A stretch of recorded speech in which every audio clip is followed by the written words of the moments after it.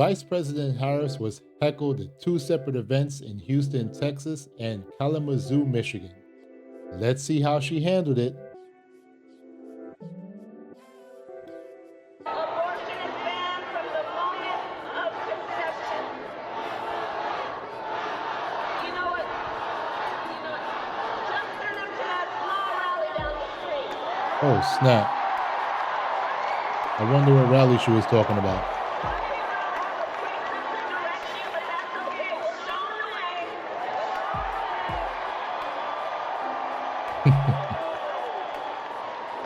She can clap back real quick.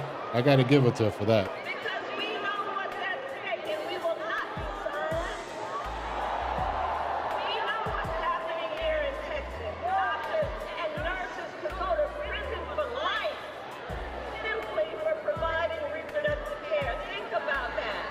Life in prison for healthcare providers for doing what they think is in their patients' best interest.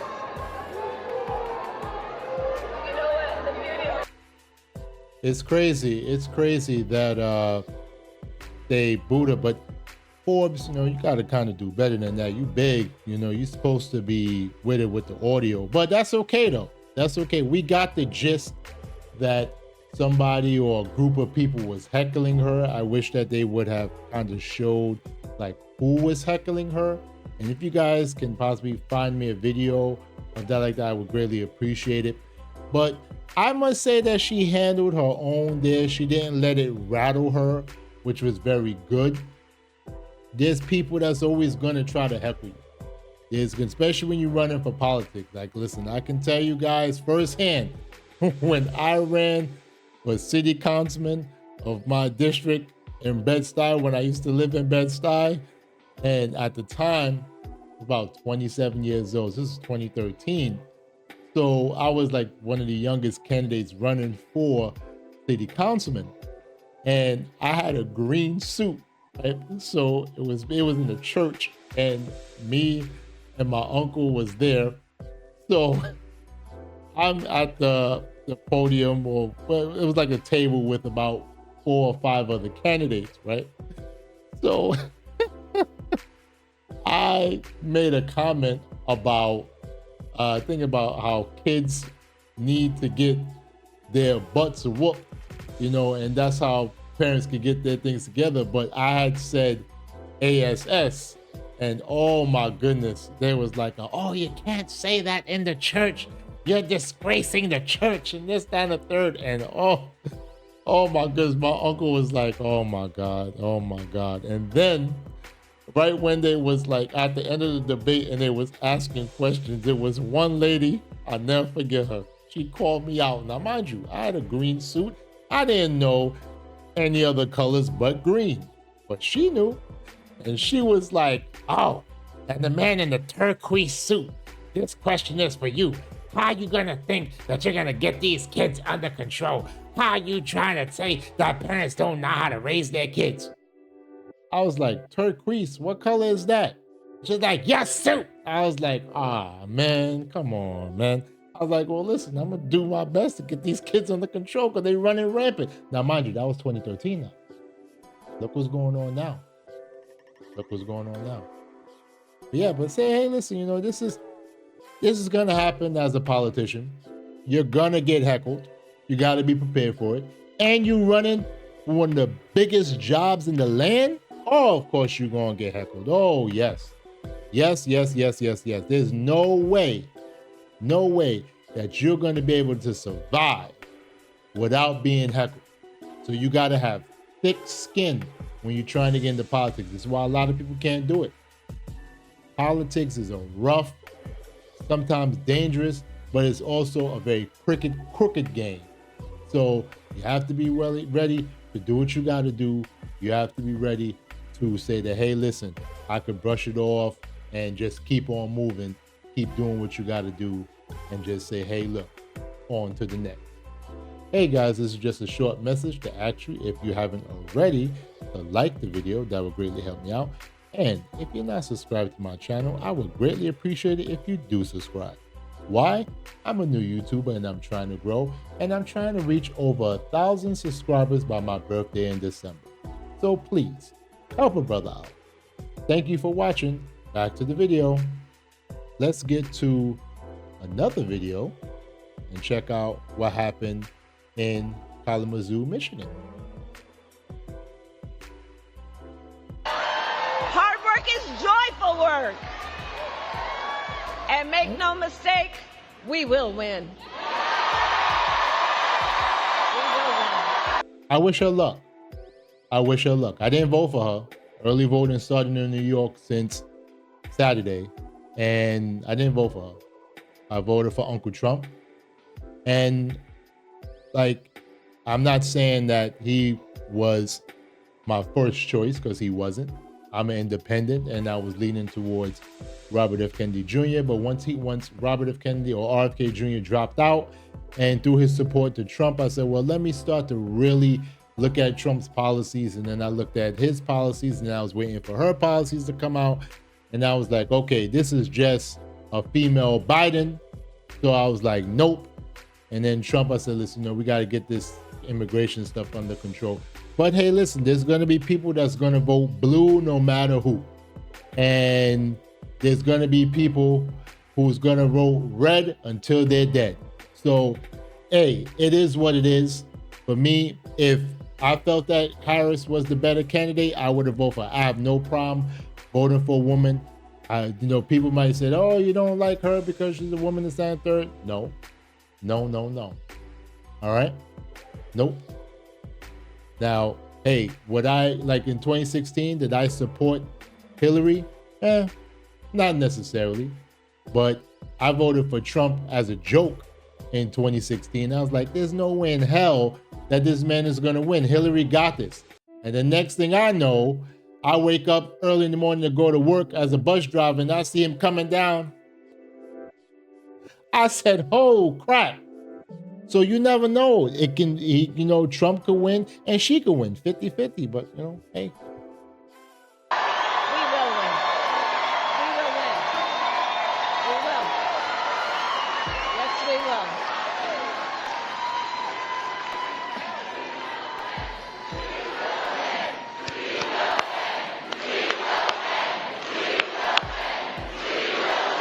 And I got something for it. Or as a certain former president would say, yes, we can. Okay. So yes, we can, and yes. Let's stop with that, okay? All right. Obama, when Obama ran, all right, yes, we can and everything. But I'm going to say this, because I voted for Obama the first time.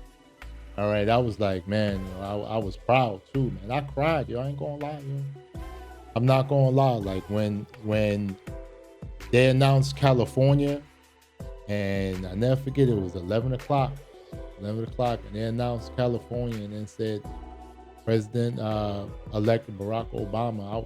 I cried.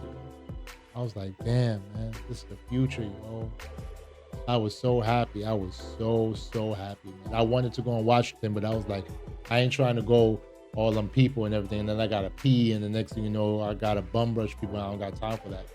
But I was happy until 2-3 years later, and I said, ain't this a bitch? I was like, I am not voting for this man again. And I didn't. That was the last time, really and truly, 2008 was the last time I voted for a Democrat. For real. I voted either third-party candidates or independent. Yeah. I mean, yeah, I voted for Trump in 2016. And in 2020, I voted for some third-party candidate. I forgot who the hell it was. But still, sad, man. But I wish her luck. Let's see what you gotta say. We will, and we will win, because together, and this is about all of us, we are fighting for America's future. And we understand the opportunity we have before us to turn the page on the fear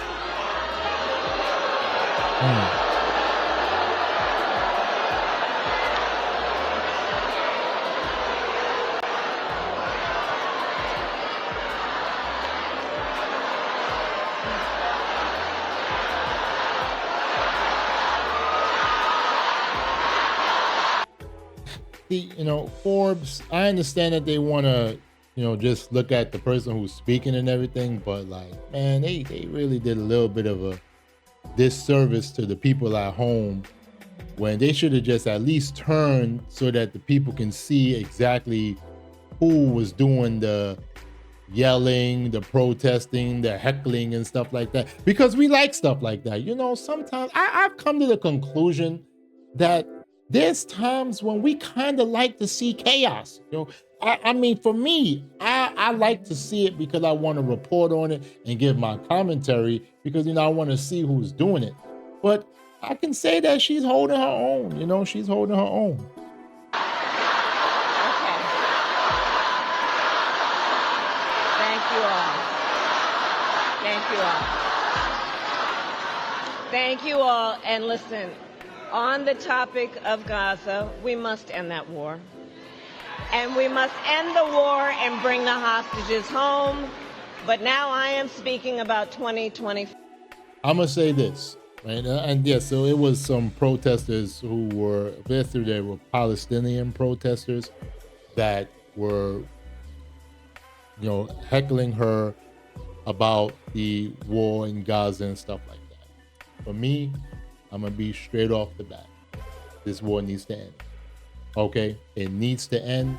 I feel America really and truly, or the American President Biden, and her, she's the vice president as well, they have the power to just stop it. All right? They do. And the best way to stop it is to say, listen, both parties come to the table. We are not going to be supporting anybody with weapons anymore. We're not going to be supporting anybody with money. Come to the table so we can end this. Because there's so many thousands of lives being lost, and it is so sad. So sad. And it could end up being World War III because of all the other countries that are being dragged into this because of that area. And I, for one, do not want to see any wars. I, for one, do not want a World War III because I know if it is a World War III, the draft will be initiated and I would have to go. And I have no problem fighting for my country if someone attacks America, but I'd be damned if I would have morale to fight for a country or another country that did something that I didn't start. And I am afraid because no one wants to go to war. But if I have to, meaning that a country attacked America, yes, full-heartedly, I would go. I was ready to go when 9/11 happened, and I was ready to go to Iraq. Because at that time, I believed what Colin Powell said about the weapons of mass destruction. And I thought wholeheartedly that Saddam Hussein was a severe, bad person who wanted to destroy America. I sincerely thought that until I got older and I started to educate myself in the things that's going on and said, no, these things are wrong. These people were wrong. But I was willing to go and, if needed be, willing to give my life away for this country that I love and cared about. And I still care about this country. I love this country. I love the people. And I want to be able to live a long life. But we need to really get this under control. No matter who's president, whether it's VP Harris, whether it's Donald Trump, we really need to get it under control, because if we don't, it's going to be a scary, scary situation. And more people are going to lose their lives unnecessarily because we don't need it. So I wish her the best. I wish VP Harris the best. If she wins, I'm cool with that. My vote went for Donald Trump, but hey, she wins, she wins. I would say congratulations to her, and I would wish her the best over the next 4 years. All we can do is see what happens. So I hope that we all be able to get a chance. If you're voting age and you can vote, exercise your vote. It needs to be done so that you can be able to choose the person that you feel is right for you. And if that person that you chose win, kudos to you. If they lose, don't worry about it. Life will go on, the world will go on, and America will continue to be the beacon that people who all over the world want to come to. Well, thank you guys for watching this video. I greatly appreciate it. I would appreciate if you found this video informative, like the video. That would greatly help me out. Make some comments. Tell me how you feel about the hecklers or the protester that was at the rallies with VP Harris. And tell me how you feel. Do you feel that they were right, they were wrong? What do you think about it? And last but not least, if you're not subscribed to this channel, I greatly appreciate that you do subscribe. Why? I'm a new YouTuber and I'm trying to grow. And I'm trying to reach 1,000 subscribers by my birthday in December. So please, help a brother out. Thank you for watching. Till next time, guys, have a wonderful day. Peace.